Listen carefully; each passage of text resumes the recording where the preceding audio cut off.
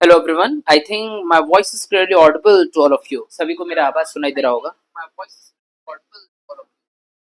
चलिए, so let's we start for today session. आज का क्लास स्टार्ट करते हैं आफ्टर अ लॉन्ग हॉलीडे, है ना। मेरा तो हॉलीडे ही रहा, 4 या 5 दिन अभी अपनी क्लास नहीं हो पाई। उसके लिए मैं क्षमा प्रार्थी हूँ। थोड़ा सा फैमिली के साथ मैं समय को व्यतीत करना चाहता था। Now let's we start for today class. देखिए, लास्ट क्लास तक जाते जाते मैंने आपके सामने स्ट्रेस क्या कहलाता है, स्ट्रेन क्या कहलाता है, ये पूरे तरीके से समझ लिया था। M I right? और मुझे अच्छे तरीके से एक बात और याद आ रही है। मैंने आप लोगों के सामने एक बात और समझाया था। मैंने आपसे बोला था कि अगर हमारे पास स्ट्रेन और स्ट्रेस की बात करें तो स्ट्रेन ज्यादा बेसिक पैरामीटर है एज कम्पेयर टू स्ट्रेस। यानी स्ट्रेस जो है वो स्ट्रेन के कारण आता है ना। ये बात हमने डिस्कस किया था। मैंने बोला था स्ट्रेस का यूनिट है न्यूटन पर एमएम स्क्वायर और मेगा पास्कल, जबकि strain is a unit less quantity. जो स्ट्रेन हमारे पास होती है वो एक प्रकार से एक यूनिट लेस क्वांटिटी है। ये बात मैंने आपके सामने डिस्कस किया था मेरे भाई। मैंने बोला था कि स्ट्रेस दो तरीके का होता है, एक होता है नॉर्मल स्ट्रेस, एक होता है शेयर स्ट्रेस। ठीक है ना। और मैंने ये भी बोला था कि स्ट्रेस ना तो स्केलर है ना तो वेक्टर है, it is a tensor quantity. Similarly if I am talking about the strain, अगर हम स्ट्रेन की बात करते थे तो मैंने आपसे बोला था स्ट्रेन भी दो तरीके का होता था। एक होता था शेयर स्ट्रेन, एक होता था नॉर्मल स्ट्रेन। और मैंने आपको लास्ट क्लास में ये बताया है, अब फिर आपके सामने ये बात बता रहा हूं कि स्ट्रेन भी ना तो स्केलर है और ना ही वेक्टर है। Strain is also a tensor quantity. Strain भी एक टेंसर क्वांटिटी ही है। ये हमने आपके सामने डिस्कस किया था। माय डियर फ्रेंड्स, अब मुझे इसी यूनिट में एक नेक्स्ट टॉपिक पढ़ना है and the topic is generally called as, लिखिए heading, deflection of bar due to axial loading. Right down the heading. Heading डालिएगा, deflection of bar due to axial loading. Deflection of bar due to axial loading. Deflection of bar due to axially loading. Axially loading के कारण हमारी bar पर deflection कितना होगा। So I will say deflection of bar due to axial loading. Axial loading के कारण हमारी bar पर कितना डिफ्लेक्शन आएगा, हमें ये आपके सामने डिस्कस करना था। ठीक है ना। तो बड़े ध्यान से सुनिएगा, deflection of bar due to axial loading. So my dear friends, the condition is this. यहाँ पर हम आपके सामने केस नंबर 1 की बात कर रहे हैं। केस नंबर 1 में क्रॉस सेक्शनल एरिया कांस्टेंट है एंड लोड अप्लाई ग्रेजुअली। ठीक है ना। Cross sectional area is constant throughout the length and load applied gradually. और हम लोड को ग्रेजुअली अप्लाई कर रहे हैं। आराम से समझिएगा और बड़े ध्यान से सुनिएगा। So I will discuss here case number 1। मैं आपके सामने केस नंबर 1 की बात करूंगा। और फर्स्ट केस में मैंने आपसे क्या बोला? फर्स्ट केस में मैंने बोला बेटा आपके सामने cross sectional area is cross sectional area is constant. cross sectional area is constant throughout the length. Constant throughout the length. Cross sectional area is constant throughout the length and load applied gradually. और load आपने gradually apply किया है and load applied gradually. और आपने load को gradually apply कर दिया। तो आई विल से एंड लोड अप्लाई ग्रेजुअली। और आपने लोड को ग्रेजुअली अप्लाई कर दिया। ठीक है ना। तो हमने आपसे बोला case number 1, cross section area is constant throughout the length. यानी कि लेंथ के अलोंग क्रॉस सेक्शन एरिया हमारा वेरी नहीं कर रहा है। ठीक है। तो case number 1 I will discuss, it is a cross sectional area is constant throughout the length and load applied gradually. So हमने आपके सामने एक मेंबर लिया and the member I will considering like this. इस तरीके से हमने आपके सामने मेंबर कंसीडर किया and the length of the member, अगर मैं इस मेंबर के लेंथ की बात कर रहा हूं, so length of the member I will से कैपिटल एल। हमने उसको आपके सामने कैपिटल एल बोल दिया। ठीक है ना। And the cross sectional area of this particular member is A and Young's modulus E. तो हमने इसका क्रॉस सेक्शनल एरिया कितना बोला? Cross sectional area is A and Young's modulusity is E. तो A into E, it is the, अच्छा जब हम ए में ई का मल्टीप्लाई करते हैं तो it is set to be axial rigidity. हम इसको एक्सियल रिजिडिटी का भी नाम देते हैं। ठीक है ना। याद रखना, ये वैसे मैं बाद में आपको बताऊंगा इकट्ठा जब डिफ्लेक्शन वगैरह पढ़ाऊंगा, लेकिन फिर भी देख लो। अगर हम ए में ई का ए ई को साथ में लिखते हैं, अगर क्रॉस सेक्शन एरिया ए है, ठीक है ना, cross section area in the sense, cross section area in the sense if you make a 3D, अगर आप 3D बनाएंगे, so this is the cross sectional area. हम इस क्रॉस सेक्शन एरिया की बात कर रहे हैं। So this cross section area is become A. हमने इसको आपके सामने ए बोला, A is the cross sectional area. अब मैं आपसे क्या बोल रहा हूं, नाउ सी हियर प्लीज, अच्छे से सुनिए और समझिएगा। तो मैंने बोला L is the length of the bar, और हमने आपसे बोला कि ये यहाँ पर हमें जो दिखाई दे रहा है इट इज अवर एक्सिस, ये हमारे पास सेंटर एक्सिस है, और हमने आपके सामने एक्सियल लोडिंग अप्लाई किया and I am applying axial loading here, और एक्सियल लोड हमने अप्लाई किया P। लेकिन याद रखना यहाँ पर हम लोड अप्लाई कर रहे हैं gradually. I am applying a load on this particular member, हमने इस पर्टिकुलर मेंबर पर जो लोड अप्लाई किया it is a gradually applying load, this is P is the gradually applying load, ठीक है ना। अब कंडीशन सुनिए और समझिएगा। तो हमें ये देखना है, देखो एक्चुअल में हमने पहली ही क्लास में आपको ये चीजें डिस्कस किया था कि if I am talking about strength of material, तो स्ट्रेंथ ऑफ मटेरियल में केवल और केवल हमें जो बॉडी कंसीडर करना है वो बॉडी केवल और केवल डिफॉर्मेबल टाइप बॉडी होगा। Deformable type body होगा in the sense if you are applying a load on this particular body, so due to application of loading के application के कारण the body will get deformed, body हमारा deform होगा, ठीक है ना। अगर मान लीजिए body rigid होता तो body फिर deform नहीं होता। Are you get my point? तो उसको फिर हम engineering mechanics में डील करते। But if I am talking about strength of material, तो strength of material में हम केवल और केवल उन्हीं बॉडी को डील करते हैं जो बॉडी डिफॉर्मेबल नेचर की होती है, यानी कि लोड के एप्लीकेशन के कारण वो डिफॉर्म हो जाए। अब देखो मेरी बात, मैं क्या बोलना चाहता हूं आपसे। मैंने आपसे बोला L इज द लेंथ। अब अच्छा AE की अगर हम बात कर रहे थे तो AE को हमने क्या बोला था? तो if I am talking about AE here, तो AE को हमने आपके सामने नाम दिया था it is said to be axial rigidity. हमने आपके सामने इसको नाम दिया एक्सियल रिजिडिटी, हमने इसको एक्सियल रिजिडिटी बोला है।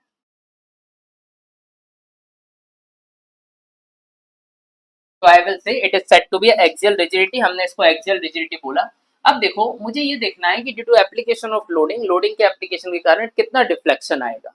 Deflection in the sense delta का वैल्यू कितना चेंज आएगा, हमें ये देखना है आपके सामने। तो बेटा हमें अगर डेल्टा का वैल्यू आपके सामने कैलकुलेट करना है तो I will applying Hooke's law. मैं आपके सामने हुक्स लॉ अप्लाई करूंगा। सो हमने आपके सामने बोला अकॉर्डिंग टू हुक्स लॉ, अगर मैं हुक्स लॉ के अकॉर्डिंग आपके सामने बात कर रहा हूँ, I will discuss here according to Hooke's law. अगर मैं हुक्स लॉ के अकॉर्डिंग आपके सामने बात करूंगा तो हुक्स लॉ हमसे बोलता था within proportionality limit point stress is proportional to strain, stress जो है वो स्ट्रेन के प्रोपोर्शनल होगा। ये हमने आपके सामने डिस्कस किया था, और मैंने आपसे बोला था कि अगर आप इसको हटाना चाहो तो आप लिख सकते हो E मल्टीप्लाई बाय स्ट्रेन, कोई दिक्कत परेशानी की बात नहीं। मेरे भाइयों बहनों, अब मेरी बात को सुनना और समझने की कोशिश करना। मैं आपसे क्या बोलना चाहता हूँ यार, सिंपल बात है। अगर हम स्ट्रेस की बात करें तो कितना फोर्स लग रहा है, तो आपने बोला P फोर्स लग रहा है अपॉन क्रॉस सेक्शनल एरिया, तो cross sectional area is A। तो अगर मैं आपके सामने सिग्मा की वैल्यू लिखना चाहूँ तो सिग्मा को हम डायरेक्टली क्या लिख सकते हैं? तो if I am interested to calculate the value of sigma, यदि हम सिग्मा निकालना चाहें तो सिग्मा को हम डायरेक्टली P अपॉन A लिख सकते हैं। तो if I am talking about the value of sigma here, अगर मैं आपके सामने सिग्मा का वैल्यू कैलकुलेट करना चाहूँ तो सिग्मा को हम डायरेक्टली P अपॉन A लिख सकते हैं। तो आप सिग्मा का वैल्यू उठाइए और सिग्मा का वैल्यू आप यहाँ पर P अपॉन A लिखिए, is equal to E multiply by epsilon. अच्छा, एप्सिलॉन का मतलब स्ट्रेन है, तो अगर हम स्ट्रेन की बात करें due to application of loading, we already know that loading के एप्लीकेशन के कारण हमारा जो मेंबर है the member will get deflect और इलोंगेट, मेंबर हमारा डिफ्लेक्ट होगा, और या फिर हमारा मेंबर विल बिकम इलोंगेट, हमारा मेंबर इलोंगेट होगा। तो इसका लेंथ L से बढ़कर कितना हो जाएगा? सो if I am talking about length, तो लेंथ L से बढ़कर हो जाएगा it is L plus delta L। तो अगर हम लेंथ की बात करें तो लेंथ L से बढ़कर कितना हो गया? लेंथ L से बढ़कर हो गया L प्लस डेल्टा L। तो we already know that the value of strain, तो अगर आप स्ट्रेन की वैल्यू यहाँ से कैलकुलेट करेंगे, if you are interested to calculate the value of strain here, तो अगर आप स्ट्रेन का वैल्यू कैलकुलेट करें तो ये हो जाएगा change in length upon original length, am I right? So if I am talking about the value of strain, तो स्ट्रेन हो जाएगा change in length upon original length, और जब हम change in length upon original length, बस तो अपन strain की जगह change in length upon original length put कर देते हैं। तो I will put change in length upon original length. आपको डिफ्लेक्शन ही तो निकालना है, डिफ्लेक्शन मतलब कि चेंज निकालना है, आपको डेल्टा एल की वैल्यू निकालनी है, इट इज द डिफ्लेक्शन, यही तो डिफ्लेक्शन है। तो अगर आपको डेल्टा एल का वैल्यू कैलकुलेट करना है, if you are interested to calculate the value of this delta L here, आप डेल्टा एल कैलकुलेट करना चाहते हैं, तो डेल्टा एल क्या हो जाएगा बच्चों? तो डेल्टा एल का वैल्यू हमारे पास हो जाएगा, इट इज पी का एल में मल्टीप्लाई होगा, सो ये हमारे पास हो जाएगा P L upon A E, it is PL upon AE, it is the value, so this is the value of delta L, delta L मतलब कि डिफ्लेक्शन ऑफ बार, ये हमारे पास बार का डिफ्लेक्शन हो गया delta L and the value of P L upon A. लेकिन ये फॉर्मूला तब वैलिड है जब cross section area is constant throughout the length, cross section area throughout the length constant है, ठीक है ना, एंड लोड अप्लाई ग्रेजुअली, आपने लोड को ग्रेजुअली अप्लाई किया। अच्छा, अगर मान लीजिए if you are applying a load suddenly, अगर आपने सडनली लोड अप्लाई कर दे देन व्हाट हैपन, देखिएगा। तो याद रखना, यहाँ पर ही मैं आपके सामने बता देता हूँ केस नंबर सेकंड, तो हम यहीं पर आपके सामने लिख देते हैं इसी का केस नंबर सेकंड। तो केस नंबर सेकंड में मैं आपके सामने लिख रहा हूँ, इस तरफ लिख दूं क्या? तो मैं केस नंबर सेकंड यहीं पर आपके सामने लिख देता हूँ, I will discuss here case number second. मैं केस नंबर सेकंड की आपके सामने बात कर रहा हूँ और मैंने बोला load apply suddenly, case number second मैं आपके सामने केस 2 की बात कर रहा हूँ। मैंने केस 2 आपके सामने बोला load apply suddenly, load suddenly आप अप्लाई करें, तो I will discuss here load apply suddenly, ठीक है ना, आपने लोड को सडनली अप्लाई किया। तो if you are applying a load suddenly, तो आपने लोड को सडनली अप्लाई किया, if you are applying a load suddenly here, आपने लोड सडनली अप्लाई किया, तो उस कंडीशन में अगर मैं आपके सामने डिफ्लेक्शन की बात करूंगा तो डिफ्लेक्शन कितना आएगा, तो उस कंडीशन में एक बात याद रखना, लोड सडनली आप अप्लाई करोगे तो डिफ्लेक्शन का वैल्यू डेल्टा एल हमारे पास आ जाएगा, it is 2 P L upon A, यानी इस पी एल अपॉन ए का 2 टाइम्स, याद रखिएगा, it is 2 P L upon A, इस पी एल अपॉन ए का कितने टाइम आएगा, 2 टाइम्स आएगा, दैट मीन्स 2 पी एल। समझ रहे हो? अब अपन थोड़ा सा और आगे चलते हैं बेटा, केस नंबर 3 की बात करेंगे। अभी तक क्या था ना, cross section area is constant throughout the length, अब मैं आपसे बोल रहा हूँ cross sectional area is gradually vary, यानी वेरी तो कर रहा है but it is gradually vary, gradually vary that means cross section area is gradually increase और gradually decrease along the length, ठीक है ना, along the length of the member. So I will discuss here case number 3, मैं आपके सामने case number 3 की बात करूंगा। अब ये केस बहुत ही अच्छे तरीके से समझना क्योंकि इस पर गेट के क्वेश्चन पूछे गए हैं, यानी सभी केसेस पर क्वेश्चन पूछे गए हैं, तो इसलिए बड़े ध्यान से समझिए। मैंने आपसे बोला, मैंने आपके सामने बोला मैंने आपके सामने बोला deflection of bar due to axial loading, मैं एक्सियल लोडिंग के कारण बार का डिफ्लेक्शन निकालना चाहता हूं, so I will discuss here.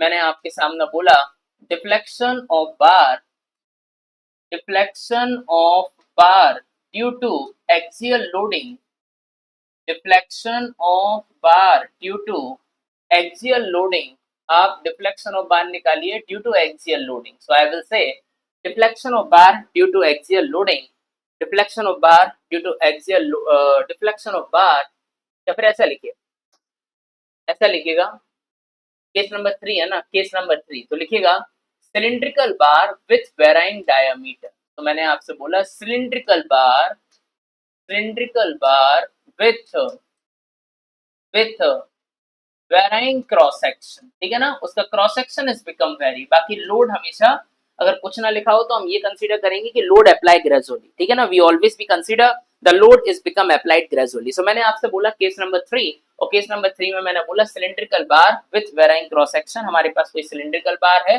जिसका cross section is become vary, तो cross section cylindrical bar with varying cross section एक सिलिंड्रिकल बार है जिसका cross section is become vary, जिसका क्रॉस सेक्शन हमारा वेरी कर रहा है। Are you get my point? अब मेरी बात को सुनिएगा। सो मैंने आपसे बोला है cylindrical bar with cross sectional area is become vary, जिसका क्रॉस सेक्शन एरिया वेरी करेगा, तो हमने आपके सामने ये सिलेंड्रिकल बार बना दिया। भैया बड़े ध्यान से सुनना, ये क्वेश्चन आता है और बहुत गजब का क्वेश्चन है।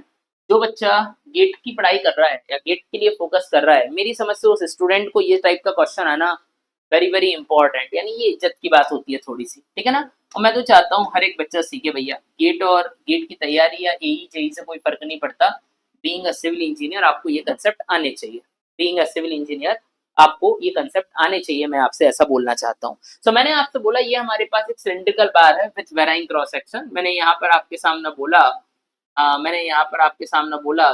ये जो बार दिख रही है इस बार का cross section is become equal to d1, ये हमारे पास d1, ठीक है। और अगर मैं इस बार के बारे में बात करूं आपके सामने, तो इस बार की बात कर रहा हूं, तो इस तरफ यानी इस एंड की बात करूं तो जो हमें दिखाई देगा cross section, it is again a circular cross section, ये हमारे पास एक सर्कुलर क्रॉस सेक्शन होगा, और ये हमारे पास सर्कुलर क्रॉस सेक्शन होगा, and the diameter of this and is become d2, diameter of this end is become d2, ये हमारे पास d2 है, तो this is a d1 diameter, this is a d2 diameter।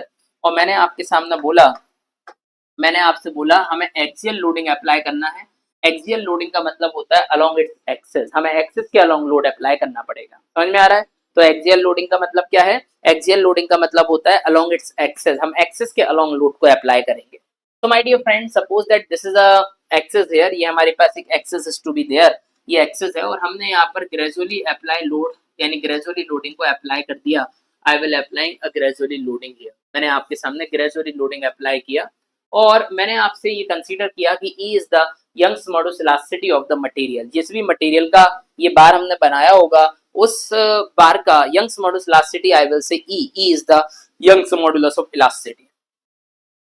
हमने आपसे बोला जिस भी मटेरियल का हमने ये बनाया है उसका यंग्स मॉडुलस इज E, तो E को हमने आपके सामने डिस्कस किया।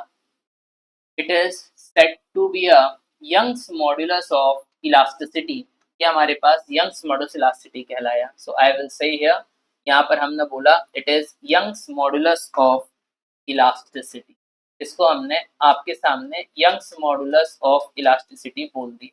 ठीक है ना? It is said to be a Young's modulus of elasticity. और मैंने आपके सामने बोला था length of this particular bar, इस पर्टिकुलर बार का लेंथ हमारे पास जो है it is said to be a capital L. So capital L is the length of this particular bar, इस पर्टिकुलर बार का length is become capital L, ये हमारे पास कैपिटल एल है। So capital L is the length of this bar. अच्छा, अगर मान लीजिए हमारे पास एक सा क्रॉस सेक्शन एरिया होता तो कोई बात है ही नहीं, पीएल अपॉन ए आंसर हो जाता। लेकिन अब यहाँ पर क्रॉस सेक्शन एरिया एक सा नहीं है, cross section area is gradually very, cross section area gradually very कर रहा है, सडनली वेरी नहीं कर रहा। एक्चुअल में अगर सडनली वेरी करता तो स्ट्रेंथ ऑफ मटेरियल में हम वो चीज कंसीडर ही नहीं करेंगे। क्यों? क्योंकि कहीं ना कहीं वो कहीं ना कहीं वो प्रिज्मेटिक मेंबर नहीं कहलाएगा, नॉन प्रिज्मेटिक मेंबर कहलाएगा। सही बात है। हमने तो आपको अजम्पशन लिखवाया है कि इन स्ट्रेंथ ऑफ मटेरियल, हमने तो हमेशा अजम्पशन लिखवाया है आपको कि in strength of material member is considered as a prismatic in nature. ठीक है ना? मेंबर को हमेशा प्रिज्मेटिक नेचर का ही कंसीडर करना है। और प्रिज्मेटिक का मतलब दो ही है, या तो cross section area is constant throughout the length, या तो along the length cross section area constant हो। और सेकंड मतलब क्या है? और cross section area is gradually vary, यानी ग्रेजुअली इंक्रीज और gradually decrease along the length, है ना? ये हमने आपके सामने डिस्कस किया था। मेरे परम प्रिय भाइयों बहनों माताओं, अच्छे तरीके से सुनिए।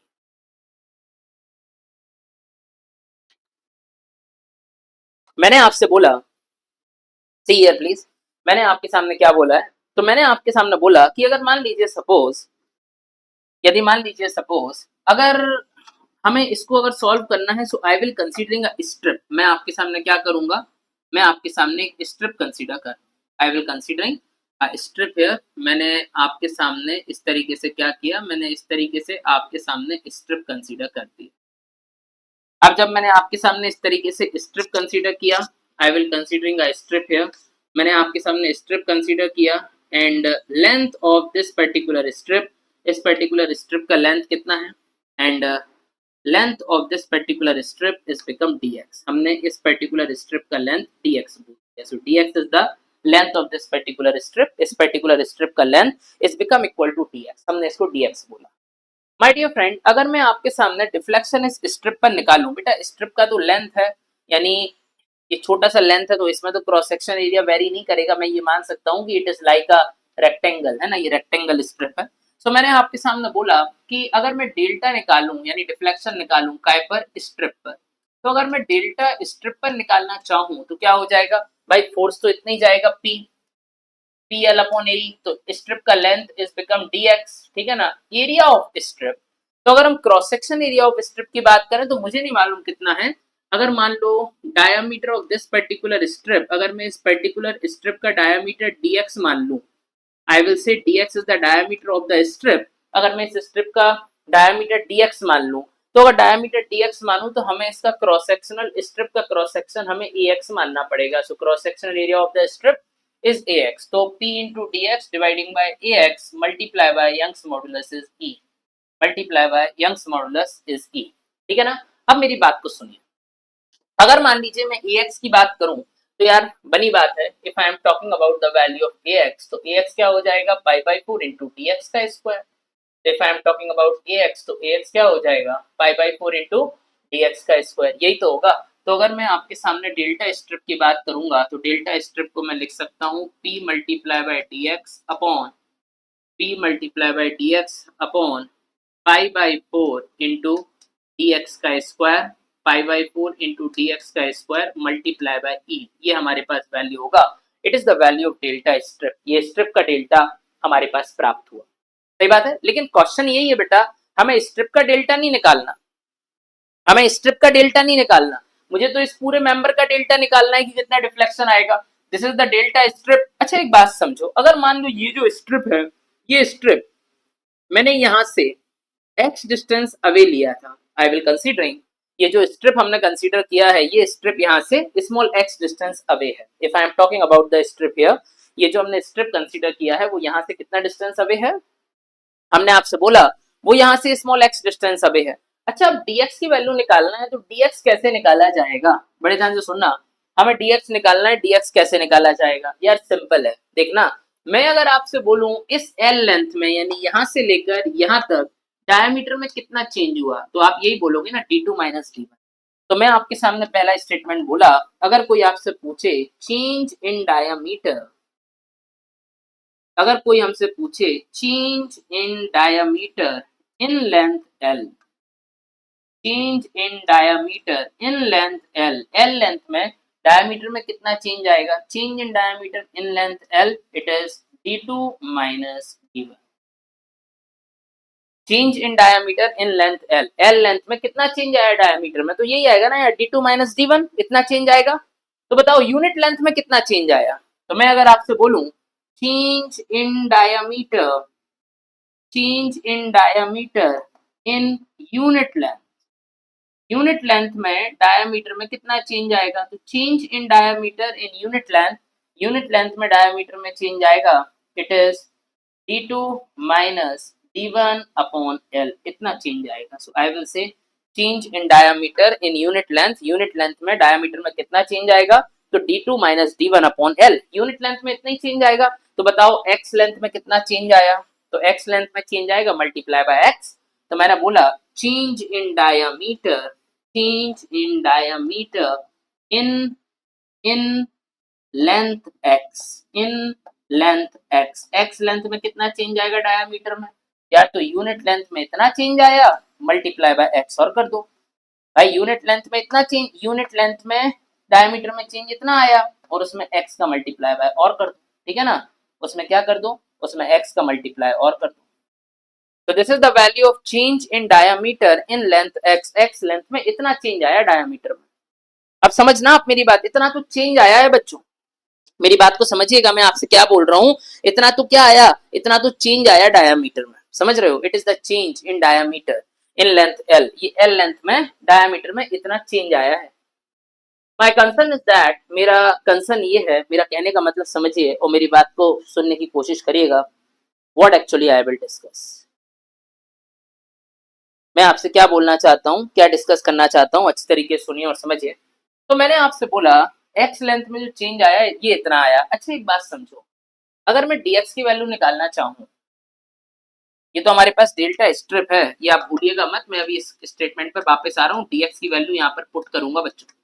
तो this is the value of delta strip, ये तो हम ऑलरेडी निकाल ही चुके हैं। आप समझना, अगर मुझे dx का वैल्यू निकालना है, ठीक है ना, अगर मुझे dx का वैल्यू निकालना है, तो dx निकालने के लिए क्या करना पड़ेगा यार, इतनी बात तो सभी बच्चे समझ पा रहे होंगे, इतनी बात तो सभी बच्चे समझ पा रहे होंगे, ठीक है ना, क्या समझ पा रहे होंगे, इतनी बात सभी बच्चे समझ पा रहे होंगे कि भैया dx का वैल्यू d1 से तो बड़ा होगा, सही बात है ना यार, dx का वैल्यू d1 से तो बड़ा होगा, यानी कि सर d1 में कुछ जोड़ना पड़ेगा तब dx मिलेगा। सर d1 में कितना जोड़ना पड़ेगा यार, इस x लेंथ में जो भी चेंज आ रहा है वो चेंज ऐड करना पड़ेगा, मैं बोल रहा हूँ इस x लेंथ में जो चेंज आ रहा है वो चेंज ऐड करना पड़ेगा, मैं आपसे बोल रहा हूँ, इट्स वेरी सिंपल, समझ रहे हो भाई, d1 में कुछ जोड़ना पड़ेगा, क्या जोड़ना पड़ेगा सर, x लेंथ में जो चेंज आ रहा है सर उसको ऐड कर दो सर, काम खत्म है।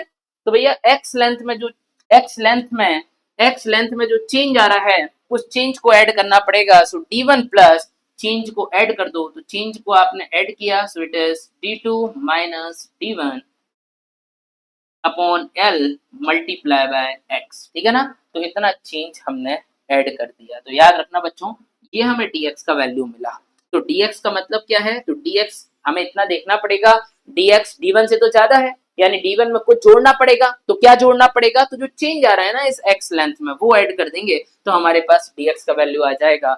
हमने इसको नाम दिया था इक्वेशन नंबर 1। हमने आपसे बोला put the value of dx in equation number 1। आप dx का वैल्यू उठाओ इक्वेशन नंबर 1 में पुट करो। देखिएगा, सो मैंने आपसे बोला put the value of dx, put the value of dx, put the value of dx in equation number 1। put the value of dx in equation number 1। आप dx का value उठाइए equation number 1 में put करिएगा। सो if you putting the value of dx in equation number 1, अगर आप dx का value उठा रहे हैं और इक्वेशन नंबर 1 में आप पुट करेंगे तो स्ट्रिप का डेल्टा हमारे पास कितना आ जाएगा? तो ये आ जाएगा delta strip is equal to p multiply by dx upon ax मतलब pi by 4 into D X का स्क्वायर।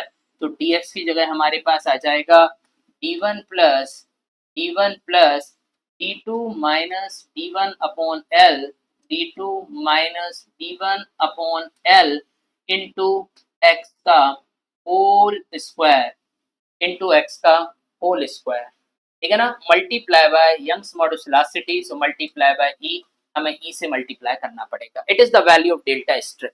ये हमें रियलिटी में डेल्टा स्ट्रिप मिला, समझ रहे हो? It is the value of delta strip. अब देखिएगा मैं आपके सामने क्या बोलना चाहता हूँ। Hello everyone, hello. आप लोग लेट मत हुआ कीजिएगा, मैं 6 बजे क्लास स्टार्ट कर दूंगा। जिस दिन क्लास में नहीं लूंगा उस दिन क्लास में स्टार्ट ही नहीं करूंगा। नहीं तो भाई साहब मेरी क्लास 6 बजे स्टार्ट हो जाती है। कृपया करके कोई भी लेट मत करा करो, ठीक है ना, क्योंकि एक बहुत इंपॉर्टेंट कंसेप्ट आप लोगों का छूट गया, उसको देख लेना आप लोग बाद में। तो मैंने आपके सामने बोला डेल्टा स्ट्रिप, तो स्ट्रिप का डेल्टा इतना आया बेटा, लेकिन हमें स्ट्रिप का डेल्टा नहीं चाहिए, मुझे तो पूरी बॉडी का डेल्टा चाहिए। तो अगर मैं पूरी बॉडी का डेल्टा आपके सामने निकालना चाहूं तो we already know that x is vary from 0, यानी कि d1 से लेकर l, दैट मींस d2 तक वेरी करेगा। तो अपन को इंटीग्रेशन करना पड़ेगा। तो यू आर इंटीग्रेटेड, आप इसको इंटीग्रेट करिए। तो मैंने आपके सामने बोला यू आर इंटीग्रेटेड, आप इसको इंटीग्रेट करिए 0 से l तक, ठीक है ना, 0 से l तक।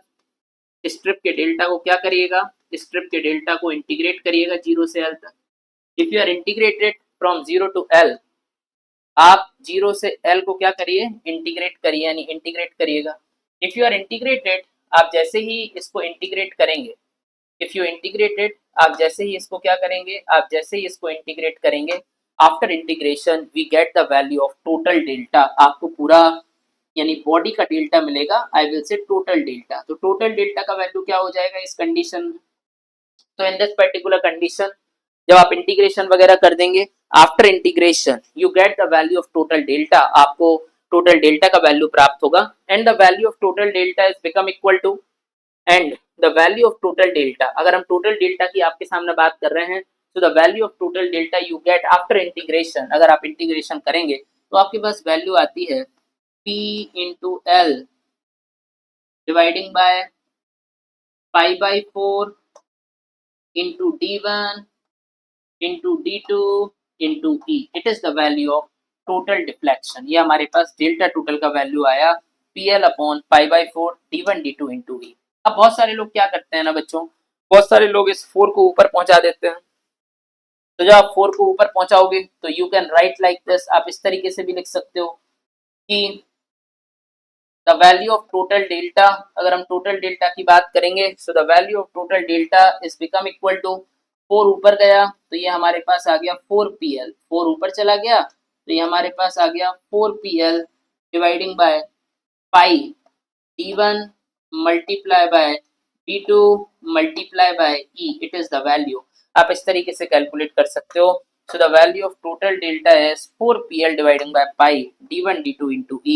You can calculate like this. आप इस तरीके से कैलकुलेट कर सकते हो, कोई दिक्कत की बात नहीं। तो ये आपके पास टोटल डेल्टा आएगा, लेकिन ये तब का केस है जब सिलिंड्रिकल बार है, ठीक है ना, जिसका cross section area is become very.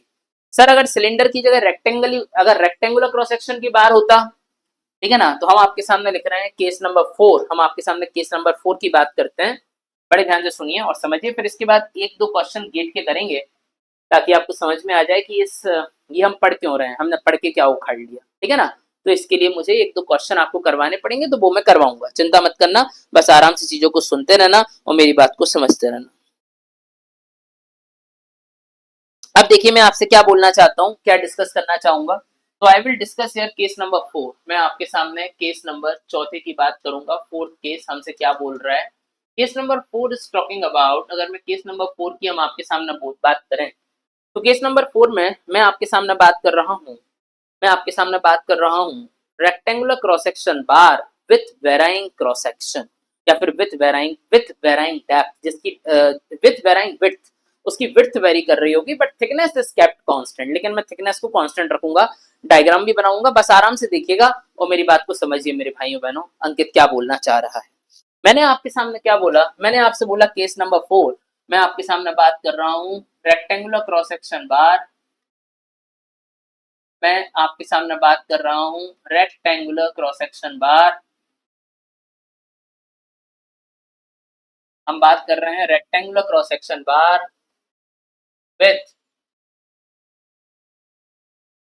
With varying width, ठीक है ना, rectangular cross section bar with varying width. हम रेक्टेंगुलर क्रॉस सेक्शन बार की बात करेंगे विथ वेराइंग विड्थ, जिसकी विड्थ इज बिकम वेरी, ठीक है ना। ब्रैकेट में आप लिख लो थिकनेस इज केप्ट कांस्टेंट, आपको थिकनेस कांस्टेंट रखना है। थिकनेस अभी अपन वेरी नहीं कर रहे हैं, अपन केवल और केवल जो डिफ्लेक्शन की बात करेंगे if width is become very, ठीक है ना, अगर विड्थ उसका वेरी कर रहा है। सो मैंने आपके सामने लिखा, यहाँ पर आप चाहें तो ब्रैकेट में लिख सकते हैं थिकनेस कांस्टेंट, हमने थिकनेस को कांस्टेंट रखा है, थिकनेस केप्ट कांस्टेंट। तो मैंने आपके सामने रखा थिकनेस केप्ट कांस्टेंट, जो थिकनेस है वो कांस्टेंट होगा। So I will say thickness kept constant, thickness जो है वो क्या होगा, कांस्टेंट होगा। So I will say thickness kept constant, ठीक है। तो रेक्टेंगुलर क्रॉस सेक्शन बार, हम रेक्टेंगुलर क्रॉस सेक्शन बार की बात करेंगे, rectangular cross section bar with varying width, जिसकी विड्थ इज बिकम वेरी, जिसकी विड्थ वेरी करेगा, ठीक है ना। थिकनेस केप्ट कांस्टेंट, और उसका थिकनेस जो रहेगा वो कांस्टेंट रखना पड़ेगा, ठीक है ना। Thickness kept constant. अब देखिए मैं आपसे क्या बोलने वाला रहूंगा, क्या डिस्कस करूंगा। Good evening Aditya. थोड़ा सा आगे चलते हैं बच्चों, चीजों को थोड़ा समझने की कोशिश करेंगे। Rectangular cross section bar with varying width, that means thickness kept constant, हमें जो थिकनेस है वो हमें कांस्टेंट रखनी पड़ेगी, थिकनेस को कांस्टेंट समझना पड़ेगा। मेरी बात को सुन, मैं क्या बोलना चाहता हूँ, क्या डिस्कस करना चाहता हूँ। मैंने आपसे बोला कि अगर एक रेक्टेंगुलर क्रॉस सेक्शन की बार हम कंसीडर करते हैं,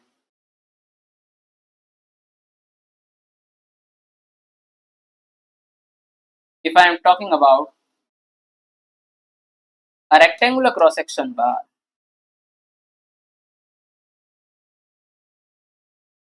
मैं आपके सामने एक रेक्टेंगुलर क्रॉस सेक्शन की बार, रेक्टेंगुलर क्रॉस सेक्शन बार कंसीडर करूंगा, आपको समझ में आएगा 2 मिनट के अंदर। 1 मिनट रुकिएगा जरा, बार बना लूं पहले अच्छे से। तो आई विल कंसीडरिंग अ बार, मैं एक बार कंसीडर कर रहा हूं आपके सामने, and it is a rectangular cross section. अब बात ये आ रही होगी कि सर ये हमें रेक्टेंगुलर क्रॉस सेक्शन जो दिखाई नहीं दे रही, कोई बात नहीं, मैं आपको दिखाऊंगा। 2 मिनट का वक्त लगेगा मेरे भाइयों एवं बहनों, अच्छी तरीके से सुनिए। तो अगर मैं इसका क्रॉस सेक्शन व्यू बनाऊं, यानी कि अगर मैं इसको 3D व्यू में बनाऊं, तो like this,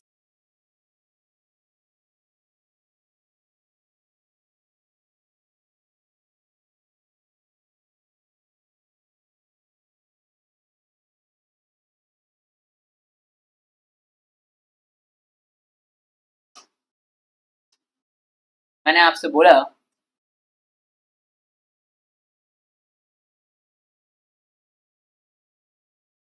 bar like this, इस तरीके से हमारे पास bar is to be given, ये हमारे पास bar given, bar is to be given. और मैंने आपके सामने डिस्कस किया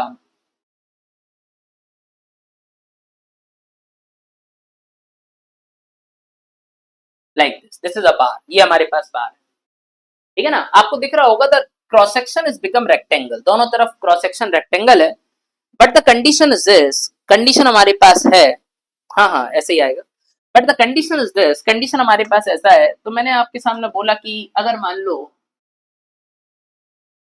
I will say this width is become b1, इसको हमने b1 बोला, and in this particular cross section the width is considered as a b1, इसको हमने सॉरी इसको b1 बोला था, and it is considered as a b2, ये उसको हमने b2 बोल दिया। So this is said to be a B1, this is said to be a B2, and the thickness of this particular bar, इस particular bar का जो thickness दिखाई दे रहा है, thickness is this of this particular bar is T, and the thickness is kept constant. That means इस particular cross section पर भी जो thickness रहेगा ना बार का, तो इस पर्टिकुलर क्रॉस सेक्शन पर भी जो थिकनेस रहेगा बार का, the thickness is become equal to t. T is the thickness of this particular bar. इस पर्टिकुलर बार का थिकनेस कितना है, इसमें टी आएगा. T is the thickness. तो हमने थिकनेस केप्ट कांस्टेंट, हमने थिकनेस को आपके सामने अगर मैं बोलूं तो कांस्टेंट रखा है. मेरे प्यारे भाइयों बहनों माताओं, कंडीशन सुनिएगा.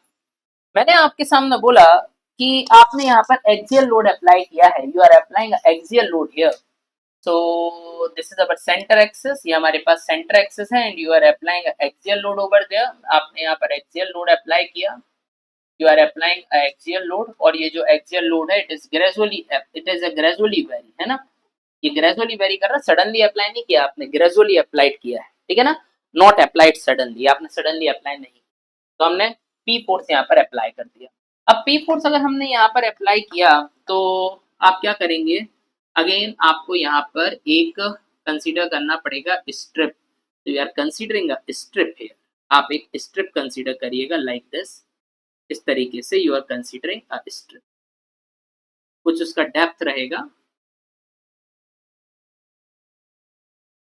तो you are considering the strip like this, जिसका थिकनेस टी रहेगा और लेंथ dx रहेगा. So I will say this is the strip you are considering.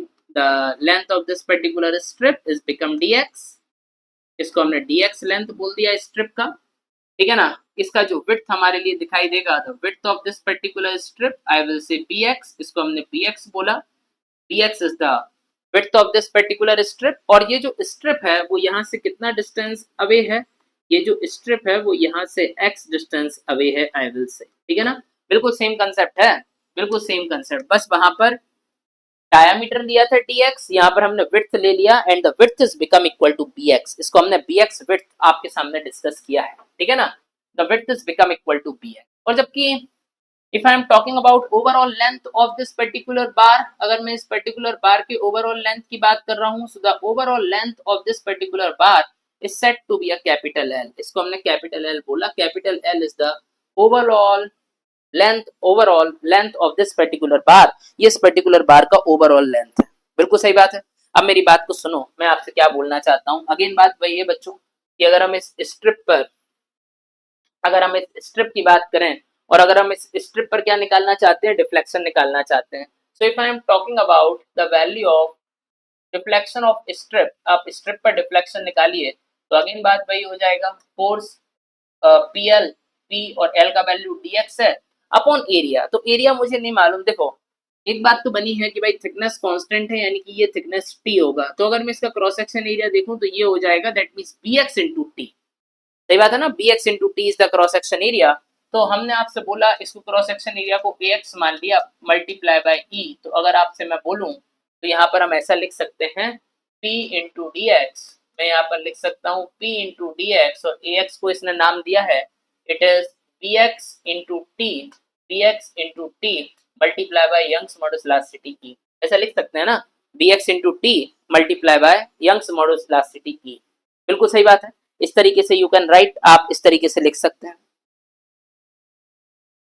हाँ सुमित, हाँ ठीक है ठीक है. तो बड़े ध्यान से सुनिए, इस तरीके से you can right the delta strip. आप यहाँ पर डेल्टा स्ट्रिप का वैल्यू लिख सकते हैं. सो इसको हमने आपके सामने नाम दिया, this is set to be equation number 1. इसको हमने आपके सामने क्या नाम दे दिया, तो I will say it is equation number 1. ये हमारे पास इक्वेशन नंबर 1 है. अब बच्चों अगर ये हमारे पास इक्वेशन नंबर 1 है, बड़े ध्यान से सुन लेना और मेरी बात को समझ लेना.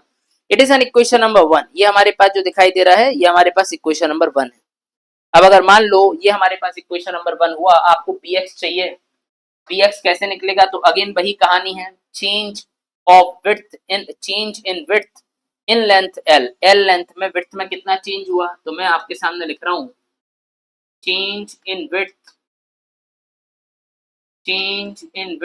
In length L. Change in width in length L. L length में विड्थ में कितना चेंज हुआ, तो विड्थ में चेंज हुआ, it is b2 minus b1. इतना विड्थ में चेंज हुआ. तो change in width in length L L length में विड्थ में कितना चेंज हुआ, it is b1 minus b2, इतना विड्थ में चेंज हुआ एल लेंथ में, ठीक है ना। तो एल लेंथ में इतना विड्थ में चेंज हुआ। तो आप बताइएगा change in width in unit length, change in width in unit length में कितना चेंज होगा। तो I will discuss here change in width in unit length. तो यूनिट लेंथ में चेंज होगा, it is b2 minus b1 upon l। सही बात है। तो बताओ x लेंथ में कितना चेंज होना चाहिए। तो x लेंथ की अगर हम बात करें that mean change in width in length x length में विड्थ में कितना चेंज होगा। तो change in width in length x length में विड्थ में कितना चेंज होगा। तो चेंज होगा, it is b2 minus b1 upon l multiply by x. The value is b2 minus b1 upon l multiply by x. It is the change in width in length x. तो x length में जो width में change हुआ वो इतना आया, समझ रहे हो। x लेंथ में जो विड्थ में चेंज होगा वो इतना आएगा। मेरे भाइयों बहनों, अब मुझे एक्चुअल में bx का वैल्यू निकालना था, तो आई am talking about the value of bx। अगर मैं bx निकालना चाहूं, यार एक बात तो क्लियर है, जो bx का वैल्यू है वो b1 से तो बड़ा होगा, यानी b1 में कुछ ऐड करना पड़ेगा। कितना ऐड करना पड़ेगा यार, इस x लेंथ में जो चेंज आ रहा है वो ऐड कर दो, आंसर आ जाएगा। तो हमने बोला b1, और b1 में क्या ऐड करना पड़ेगा, जो चेंज आ रहा है वही ऐड कर दो। तो चेंज हमारे पास कितना आ रहा था, चेंज हमारे पास आ रहा था, it is b2 minus b1 upon l, b2 minus b1 upon l multiply by x, इतना चेंज आ रहा है। तो हमने इसको ऐड कर दिया। सो द वैल्यू ऑफ bx, अगर हम bx की बात करें, bx हमारे पास आ जाएगा, यानी कि विड्थ ऑफ स्ट्रिप का जो विड्थ आ गया हमारे पास bx, that means b1 plus b2 minus b1 upon l multiply by x, क्योंकि bx का वैल्यू b1 से तो बड़ा है, तो हमें b1 में क्या करना पड़ेगा, b1 में कुछ ऐड करना पड़ेगा। तो हमने b1 में कुछ ऐड कर दिया, कुछ मतलब जो चेंज आया इस x लेंथ में वो चेंज हमने ऐड कर दिया। गेट माय पॉइंट, जो चेंज आया वो चेंज हमने ऐड कर दिया। अब जब चेंज हमने ऐड किया, now put the value of bx in equation number 1। आप bx का वैल्यू उठाइए, इक्वेशन नंबर 1 में पुट करिएगा। सो मैंने आपके सामने बोला put the value of bx, put the value of bx in equation number 1। आप इक्वेशन नंबर 1 उठाइए और इक्वेशन नंबर 1 में bx का वैल्यू पुट करिए। So I will say put the value of bx in equation number 1। आप bx का value उठाएं और इक्वेशन नंबर 1 में पुट करें। If you put the value of bx in equation number 1, आप bx का वैल्यू उठाइए, इक्वेशन नंबर 1 में पुट करिएगा, व्हाट विल हैपन, क्या होने वाला रहेगा, नाउ सी हियर। तो हमारे पास डेल्टा स्ट्रिप मिलेगा। What is the value of delta strip. तो अगर मैं आपके सामने डेल्टा स्ट्रिप की बात कर रहा हूं, तो if I am talking about delta strip, तो ये हमारे पास हो जाएगा, it is p multiply by dx। तो हमने बोला it is p multiply by dx upon ax का वैल्यू हमने बोला था bx इंटू t। तो bx का वैल्यू हमारे पास आ गया b1 plus b2 minus b1 upon l multiply by x, ठीक है ना। ये हमारे पास bx का वैल्यू है और उसमें हमें क्या करना है, t का मल्टीप्लाई करना है, ठीक है ना, और मल्टीप्लाई फिर e का करना पड़ेगा। सो e का मल्टीप्लाई करना है, it is the value of delta strip. लेकिन हमें स्ट्रिप का डेल्टा नहीं चाहिए, हमें तो पूरी बॉडी का डेल्टा चाहिए। तो हमें इसको इंटीग्रेट करना पड़ेगा 0 से l तक, क्योंकि x is vary from 0 to l ना। x का वैल्यू जो है वो 0 से कहां तक वेरी करेगा, l तक वेरी करेगा, सही बात है। तो आई विल इंटीग्रेट इट, मैं इसको इंटीग्रेट कर रहा हूं। So if you are integrated, अगर आपने इसको इंटीग्रेट किया, इंटीग्रेट इट 0 टू l, आप 0 से l इंटीग्रेट करो। सो ये आपने डेल्टा स्ट्रिप को 0 से l इंटीग्रेट किया। सिमिलरली आपको इंटीग्रेट करना है काय के लिए। तो सिमिलरली यू आर इंटीग्रेट, आपको इंटीग्रेट करना पड़ेगा इस वैल्यू के लिए। तो सिमिलरली यू आर इंटीग्रेटेड, आपको इसको इंटीग्रेट करना पड़ेगा, ठीक है ना।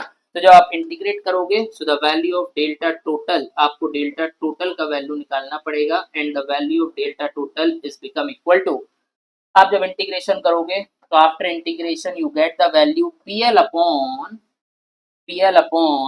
e इंटू टी, ये हमारे पास आ जाएगा b2 माइनस b1, ये हमारे पास आ जाएगा B2 माइनस B1 और फिर multiply by ln of B2 upon B। याद रखिए ln of B2 upon B1, this is the value, ये वैल्यू होगा। So it is the value of the delta total। ये हमें डेल्टा टोटल का value मिलेगा। The total deflection is become equal to PL upon E into T B1 minus B2 या फिर B2 minus B1 ln of B2 upon B1। It is the value। इस तरीके से you can calculate the total deflection। आप total deflection हमारी rectangular बार का calculate कर सकते हो, समझ रहे हो। तो एक्चुअल में concept is very easy, concept बहुत इजी है सबका। लगभग आपने देखा होगा, अभी हमने 4 केसेस पढ़ाए, चारों केसेस का concept are become same. Concept यहाँ पर चारों केसेस के सेम, ठीक है ना। अब जैसे गेट में क्वेश्चन आया है इसके regarding, if I am talking about, तो इसके रिगार्डिंग गेट में क्या आया है, इसके रिगार्डिंग गेट में क्वेश्चन आया है। क्या क्वेश्चन है वो मैं आप लोगों के लिए बता देता हूँ, ठीक है ना। The one question is already asked in your GATE examination. GATE में ऑलरेडी एक क्वेश्चन आया हुआ है इसी कंसेप्ट के ऊपर, बिल्कुल सेम, यानी 1 सेकंड में उड़ाने वाला क्वेश्चन था। 2 नंबर का क्वेश्चन आया था, मैं आपको बता रहा हूँ। मैंने आपके सामने क्वेश्चन बोला कि इस तरीके से हमारे पास एक मेंबर दिया हुआ था, it is a previous year GATE problem. हाँ, मैं प्रीवियस ईयर गेट प्रॉब्लम की बात कर रहा हूँ आपके सामने। क्वेश्चन लाइक दिस, तो हमारे पास कुछ इस तरीके से, ये हमारे पास fixed end is to be there. इस तरीके से हमारे पास एक हमारे पास सिलिंड्रिकल बार था विथ वेराइंग डायामीटर, और यहाँ से हमने इसमें एक रेक्टेंगुलर बार को अटैच कर दिया था, ठीक है ना। So I will attach a rectangular bar here. मैंने आपके सामने यहाँ पर क्या किया, रेक्टेंगुलर बार को अटैच कर दिया। तो I will attach a rectangular bar here, मैंने यहाँ पर रेक्टेंगुलर बार को अटैच कर दिया। तो कुछ इस तरीके से क्वेश्चन आया था, और ये हमसे बोल रहा था कि इस वाले स्ट्रक्चर के ऊपर आई विल अप्लाइंग अ फोर्स। हमने यहाँ पर फोर्स अप्लाई किया है, and the magnitude of force, जो हमें फोर्स का मैग्नीट्यूड यहाँ पर दिया हुआ है, just a wait please, and if I am talking about the magnitude of force, तो फोर्स का मैग्नीट्यूड दिया हुआ है 30 kilo newton. The value of magnitude of force is become equal to 30 kilo newton. ये हमारे पास 30 kilo newton. I will discuss the value is become 30 kilo newton, ठीक है ना। इसने ई का वैल्यू भी हमें दिया हुआ है, Young's modulus, just a wait, Young's modulus दिया है कि नहीं मैं 1 मिनट में देख लेता हूँ। Young's modulus elasticity is already given in the question. It is 2 into 10 raised to power 5। तो Young's modulus elasticity हमारे लिए दिया हुआ है 2 into 10 raised to power 5 mega pascal और न्यूटन पर mm square। It is the value of Young's modulus of elasticity। तो Young's modulus elasticity is already given in the question, and the value is 2 into 10 raised to power 5 Newton पर mm square, और it may be a mega pascal. हमने इसको mega pascal बोला। ये हमसे बोल रहा है कि एक्चुअल में ये जो सिलेंडर है, इसका यहाँ पर डायामीटर जो था D1, तो उसने बोला D1 का वैल्यू इज 20 mm। हमने D1 का वैल्यू कितना बोल दिया, 20 mm बोल दिया। सिमिलरली ये जो बोल रहा है यहाँ तक आते आते जो डायामीटर हो गया, इट इज 10 mm, तो it is set to be a D2, और D2 का वैल्यू कितना mm हो गया, D2 इज 10 mm। इसी तरीके अब D2 10 mm, यानी कि ये रेक्टेंगुलर बार भी 10 mm का होगा, रेक्टेंगुलर बार भी 10 mm का होगा। तो अगर मुझे ऐसे क्वेश्चन आ जाएं, तो सबसे पहले हमें क्या करना है, नाउ सी हियर, मुझे सबसे पहले इसको इक्विलिब्रियम में लाना है। अब इक्विलिब्रियम में लाने का तरीका क्या है, व्हाट इज द तरीका ऑफ इक्विलिब्रियम। इक्विलिब्रियम का बेसिक पर्पस होता है the summation of the net force is become equal to 0। हमारी बॉडी पर नेट फोर्स का सम 0 हो, यही तो है इक्विलिब्रियम। तो अगर कोई आपसे पूछ ले what do you mean about equilibrium, अगर कोई आपसे सिंपल शब्दों में पूछ ले इक्विलिब्रियम का मतलब क्या होता है, what do you mean about equilibrium, equilibrium का मतलब क्या होता है। So the value of equilibrium, if I am talking about the equilibrium, ठीक है ना, तो इक्विलिब्रियम का मतलब होता है summation of net forces become equal to 0। Net force का सम क्या होना चाहिए, summation of net force is become equal to 0। Net force का सम 0 होना चाहिए, summation of net force is equal to 0। जो नेट फोर्स का सम है वो हमेशा 0 होना चाहिए किसी भी बॉडी पर, तो इसका मतलब इट इज एन इक्विलिब्रियम, तो वो इक्विलिब्रियम है, ठीक है ना। तो मुझे क्या करना है ना, इक्विलिब्रियम कंडीशन के लिए मुझे नेट फोर्स का sum is become equal to 0, मुझे नेट फोर्स का सम 0 के बराबर करना पड़ेगा। अब नेट फोर्स का सम 0 कैसे होगा, नाउ सी हियर, तो मैंने आपके सामने कंसीडरिंग अ सेक्शन, जहां पर भी ये जंक्शन पॉइंट होता है ना, जंक्शन से सेक्शन मान लो इस तरीके से, तो I will considering a section here. यहाँ पर हमने आपके सामने बोला this section is 1 1 section and here I will considering this section is set to be a 2-2 section. एक हमारे पास 1-1 section है and the another is set to be a 2-2 section. इसको हमने 2-2 section बोला, ठीक है ना। तो हमने आपके सामने ये section, जहां पर भी जंक्शन पॉइंट होता है ना, वहां पर you are considering the section, आप सेक्शन कंसीडर कर लिया करो। जहां पर भी जंक्शन पॉइंट होता है वहां पर आप लोग क्या कंसीडर कर लिया कीजिएगा, वहां पर आप सेक्शन कंसीडर कर लिया कीजिएगा। तो मैंने आपके सामने बोला आई will considering a section 1-1 here. मैंने आपके सामने ये सेक्शन 1-1 बनाया, बड़े ध्यान से देखना बच्चों। आई विल से सेक्शन 1-1। अब हमने सेक्शन 1-1 के नीचे देखा, सेक्शन 1-1 के नीचे देखा तो मैंने बोला यार केवल और केवल इतना मेंबर जा रहा था, ठीक है ना। अच्छा, इनकी लेंथ दी हुई है भैया, इस मेंबर का यानी लेंथ दिया हुआ है, तो लेंथ कितना दिया हुआ है क्वेश्चन में, इसका लेंथ दिया हुआ है इट इज 1.5 मीटर। नीचे वाले का लेंथ दिया है 1.5 मीटर और ऊपर वाले का लेंथ जो दिया हुआ है the length is become equal to, ऊपर वाले का जो लेंथ दिया हुआ है the length is become equal to 2 metre. ऊपर वाले का 2 मीटर दिया है, नीचे वाले का 1 मीटर। तो हमने आपसे बोला ये हमें इतना अकेला मेंबर दिखाई दे रहा है, ठीक है ना, मेंबर लाइक दिस, अकेला इतना member is to be there, यहाँ पर एक मेंबर दिखाई दे रहा है and length of this particular member is become 1.5 metre. इस पर्टिकुलर मेंबर का लेंथ कितना है 1.5 मीटर और यहाँ पर फोर्स लग रहा है 30 पाई। यार एक बात बताओ, अगर मुझे इसको इक्विलिब्रियम में लाना है तो अपोजिट डायरेक्शन में 30 पाई लगाना पड़ेगा कि नहीं लगाना पड़ेगा? बिल्कुल सही बात है, ठीक है ना। तो अपोजिट डायरेक्शन में 30 पाई लगाना ही पड़ेगा और कोई हमारे पास ऑप्शन नहीं है, तभी ये बॉडी इज इन इक्विलिब्रियम, ये बॉडी इक्विलिब्रियम में आएगी, ठीक है ना। जिसको हम एफबीडी बोलते हो ना आप लोग प्यार मोहब्बत में, ये वही एफबीडी है, फ्री बॉडी डायग्राम ही मैं आपके सामने बना रहा हूँ। Are you get my point? अब इसी तरीके से 1-1 और 2-2 सेक्शन पर आ गए। अब एक्चुअल में क्या है ना यार, ये जो 1-1 और 2-2 सेक्शन है ये हमने बहुत छोटा सेक्शन कंसीडर किया है जिसका लेंथ इज dx। आप इसको बाद में इग्नोर कर सकते हो, ये dx लेंथ का आपको सेक्शन कंसीडर कर लेना है ताकि इक्विलिब्रियम में आप ला सको बॉडी को, बाकी आप इसको इग्नोर कर सकते हो, कोई दिक्कत की बात नहीं। कैलकुलेशन में मैं इसको इग्नोर कर दूंगा, अभी मैं आपको बता रहा हूँ। मैंने आपके सामने बोला अब हमें क्या बनाना है, तो हमें बनाना है 1-1 सेक्शन और फिर हमें बनाना है 2-2 section. So I will considering this section is said to be a 1-1 section and this section is said to be a 2-2 section। तो एक 1-1 हो गया, एक 2-2 हो गया। तो मुझे आपके सामने दिख रहा है इस तरीके से आ रहा था, ये इस तरीके से आ रहा था और इस तरीके से आ रहा था। सो इट इज 1-1 और 2-2। तो अब 1-1 और 2-2 है तो इस 35 पाई को रजिस्ट करने के लिए अपोजिट डायरेक्शन में 30 पाई लगाना पड़ेगा और इस 30 पाई के लिए अपोजिट डायरेक्शन में 30 पाई लगाना पड़ेगा। इस बात को याद रखना, अपोजिट डायरेक्शन में 30 पाई और 30 पाई लगाना पड़ेगा। इट्स वेरी सिंपल, ये बहुत ही सिंपल, ठीक है ना, इट्स वेरी सिंपल, ये बहुत ही सिंपल है। तो भैया ये भी इक्विलिब्रियम में आ गया। अब ये भी इक्विलिब्रियम में आ गया। अब अपन थोड़ा सा और आगे आते हैं, थोड़ा सा और चीजों को समझते हैं। अब इसके ऊपर हमने देखा, इसके ऊपर हमें सिलेंडर दिख रहा था, यानी 2-2 के ऊपर सिलेंडर दिख रहा है। हमने आपके सामने ये 2-2 सेक्शन बनाया। बेटा ऐसे ही किए जाते हैं क्वेश्चंस, ठीक है ना। तो हमने आपसे बोला दिस इज अ 2-2 सेक्शन, ये 2-2 सेक्शन हमने बनाया और 2-2 सेक्शन हमने बनाया, फिर हमने आपके सामने देखा कि सर ऊपर से तो मुझे इस तरीके से एक सिलेंडर दिखाई दे रहा है, ठीक है ना। इस सिलेंडर का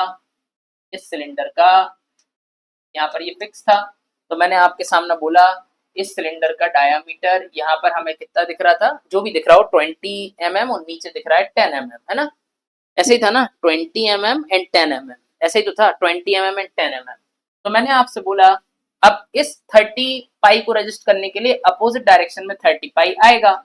तो अपोजिट डायरेक्शन में 30 पाई आया और इस 30 पाई को रजिस्ट करने के लिए इसके अपोजिट डायरेक्शन में 30 पाई आएगा। बस खत्म हो गया काम और इसका length is already known and this length is become equal to 2 metre, ठीक है ना। हमने बॉडी का इक्विलिब्रियम में इसको लिया है, हम फ्री बॉडी डायग्राम बना चुके हैं, कोई दिक्कत की बात नहीं। अब ये जो हमने माना था ना, ये जो हमने माना था ये तो बहुत छोटा सा डिस्टेंस के लिए माना था, dx डिस्टेंस, इसको इग्नोर कर देंगे, इसको हम कंसीडर नहीं करते।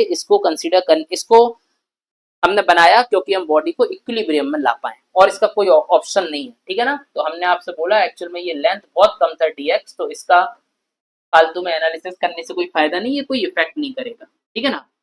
अब हम इसका डिफ्लेक्शन निकालना है, it is the value of delta 1। तो क्या हो जाएगा delta 1 PL/A, constant cross section है तो P का वैल्यू हमारे पास है 30 पाई किलो न्यूटन। तो 30 पाई किलो न्यूटन हम तो पहले लिख देते हैं, इट इज PL/A। एक एक चीज लिख रहा हूं ताकि गलती होने की संभावना ना रहे। अब फिर भी गलती करो तो मैं क्या कर सकता हूं? It is P L upon A. अब मैंने आपसे बोला it is a P L upon A, ये हमारे पास पी एल अपॉन ए है।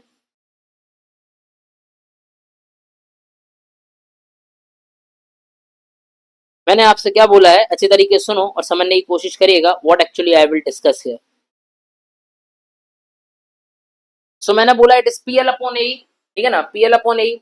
तो पी का वैल्यू कितना है 30 pi, so it is 30 pi kilo newton, kilo newton यानी into 10⁻³ multiply by length is 1.5 metre, तो 1.5 metre is converting into mm, तो 10⁻³ dividing by cross sectional area, तो cross sectional area is पाई/4 multiply by D का square, D का square मतलब कि 10 का स्क्वायर हो गया, ठीक है ना, 10 का स्क्वायर क्योंकि इस पोर्शन का डायमीटर 10 ही है, मल्टीप्लाई बाय यंग्स मॉडुलस, तो यंग्स मॉडुलस दिया है 2 इंटू 10⁻5 न्यूटन पर एम स्क्वायर या फिर मेगा पास्कल, ठीक है ना। इट इज द वैल्यू, ये हमारे पास values are to be given, बस यहाँ पे काटा पीटी कर दो आंसर आ जाएगा। तो अगर आप काटा पीटी करेंगे, देखना सबसे बड़ी बात तो ये है कि सर पाई से पाई को उड़ा दिया,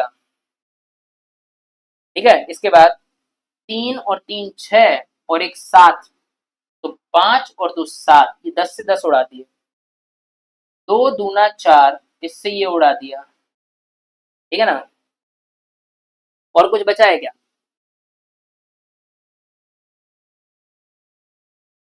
थर्टी पाई लेंथ हो गया 1.5 मीटर, लेंथ हो गया हमारा 1.5 मीटर अपॉन पाई/4 10 का स्क्वायर मल्टीप्लाई बाय 2 इंटू 10⁻10, तो ये हो जाएगा 15 या 45 और 2 और ऊपर चले जाएंगे तो 45 दूना 90, यानी कि ये आ जाएगा delta one is 9 mm। The value of the delta one is become 9 mm। जो हमारे पास डेल्टा वन का वैल्यू आया वो कितना आया? So the value of delta one is become equal to 9 mm। ये 9 mm आ गया भैया डेल्टा वन का वैल्यू। अब डेल्टा वन 9 mm आ गया। Now I am interested to calculate delta two, इस वाले का डेल्टा। तो अगर मैं आपके सामने डेल्टा टू की बात करूं तो डेल्टा टू एक तो सिलेंडर है, ऊपर से वेराइंग डायामीटर है, तो ये हमने बोला P इंटू एल और 4 ऊपर आ जाएगा dividing by pi D1 multiply by D2 multiply by E। Now you can put the value, तो हमने बोला 4, P का वैल्यू है 30 पाई इंटू 10⁻3, लेंथ का वैल्यू है 2 इंटू 10⁻3, ठीक है ना, डिवाइडिंग बाय पाई, तो पाई ही रहेगा, मल्टीप्लाई बाय डायामीटर D1 का वैल्यू 20, D2 का वैल्यू 10 मल्टीप्लाई बाय 2 इंटू 10⁻5। तो अगर मैं इसको सॉल्व करूं, तो 10 में 10, 10⁻3, 10⁻3 6 और एक हो जाएगा 7, 10⁻7, तो ये हो जाएगा 10⁻6, 10⁻7, ये हमने काट दिया। इसके बाद दो दूना, अच्छा 2 से 2 कट गया, ठीक है ना, 2 से 2 कट गया। अब इसी तरीके से 2 एकम 2, 2 दूना 4 हो जाएगा ना, 2 दूना 4, और तो कोई दिक्कत है ही नहीं। और पाई से पाई कट गया, तो हमारे पास बचा 3 गुणा 2, तो हमारे पास डेल्टा टू का वैल्यू कितना आ गया? 3 गुणा 2 इज 6 mm। तो डेल्टा वन हमारे पास है 9 mm और डेल्टा टू हमारे पास है 6 mm। हमें तो मालूम है भैया कि in whole strength of material method of superposition is valid. Strength of material में मेथड ऑफ सुपरपोजिशन वैलिड रहेगा। अगर method of superposition is become valid, तो अगर मैं आपके सामने इंटरेस्टेड हूँ क्या कैलकुलेट करने के लिए? टोटल डेल्टा कैलकुलेट करने के लिए। तो total delta is become equal to delta one plus delta two, तो delta one plus delta two, delta one का value is become 9 mm, delta two is become 6 mm, तो हमने 9 में 6 को जोड़ा, so the value of the total delta is become equal to 9 और 6 15 mm। It is the value of total delta. It is get 2015, 2 number का problem, ठीक है ना। तो एक्चुअल में अभी मैंने आपको बताया, अभी मैंने आपको करके दिखाया, इसलिए थोड़ा सा वक्त लगा। आप खुद से जब इस क्वेश्चन को करेंगे तो आप जल्दी से ये क्वेश्चन कर सकते हैं, ठीक है। तो यहाँ पर अपना ये हुआ। अब हमें थोड़ा सा एक नई चीज पढ़नी है, that means deflection of bar due to self weight. Self weight के कारण बार पर कितना डिफ्लेक्शन आता है। इसके बाद फिर अपन बात करेंगे पॉइजन्स रेशो के बारे में, और पॉइजन्स रेशो के बाद फिर अपन बात करेंगे इलास्टिक कांस्टेंट के बारे में, और इलास्टिक कांस्टेंट के बाद फिर उनके बीच में रिलेशन देखेंगे, और फिर टेम्परेचर स्ट्रेस टेम्परेचर स्ट्रेन की बात की जाएगी, और फिर अपन कंपोजिट बीम की बात करके इस यूनिट को खत्म करेंगे और स्टार्ट करेंगे shear force and bending moment diagram. लेकिन from tomorrow class, next class से हम इसको स्टार्ट करेंगे। आज के लिए मैं इतना रखता हूँ, कल मिलते हैं बच्चों। थैंक यू सो मच, ऐसे ही आते रहिएगा क्लास में, और सभी लोग लेक्चर को कंटिन्यू करिएगा, ठीक है। थैंक यू, थैंक्स एवरीवन, जय हिंद, जय भारत, थैंक यू।